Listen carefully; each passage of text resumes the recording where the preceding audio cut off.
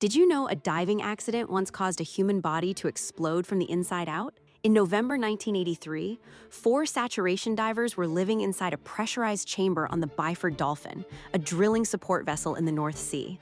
Saturation diving keeps men at extreme pressure for weeks at a time. A diver mistakenly opened the chamber hatch while it was still pressurized. The pressure inside was equal to 9 atmospheres. The outside was normal air. The difference was instantaneous and total. The decompression was so violent that one diver was pulled through a small opening. The human body, under those conditions, simply cannot survive a pressure drop that fast. 4 men died in seconds. The investigation was thorough. The records are real. Most people have never heard their names. Did you know the United States government once drew up a plan to kill its own citizens and blame another country? In 1962, Pentagon officials drafted a document called Operation Northwoods. The plan was detailed: sink boats, shoot people on American streets, blow up a drone aircraft and blame Cuba, use the chaos to justify an invasion. This was not a rumor. It was typed, signed, and sent to President Kennedy's desk. Kennedy rejected it. But the fact that it was written at all says something dark. The people sworn to protect you have always known exactly how to destroy you. Did you know the Soviet government let a serial killer murder for 12 years because admitting he existed would have broken their ideology? Andrei Chikatilo killed 52 people across the USSR between 1978 and 1990. Women, children, strangers he met near bus stops and train stations. Investigators knew something was wrong, but Soviet officials refused to act. The state had declared that serial killers were a product of capitalism.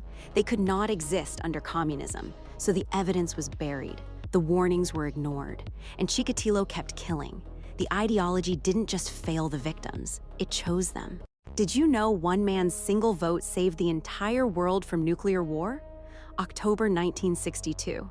A Soviet submarine sat deep underwater near Cuba, cut off from all communication. American warships were dropping depth charges above them. The crew thought war had already started. The captain wanted to launch a nuclear torpedo. 2 of the 3 officers required to authorize it agreed. The third said no.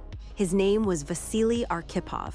The torpedo never launched. No president stopped it. No war room. No hotline. Just one exhausted man in a flooded, overheating hull, quietly deciding civilization would survive. Did you know a man once begged his doctors to let him die, and they refused for 83 days? In 1999, a nuclear plant in Tokaimura, Japan, had a criticality accident. Worker Hisashi Ouchi was standing just feet away when the reaction hit.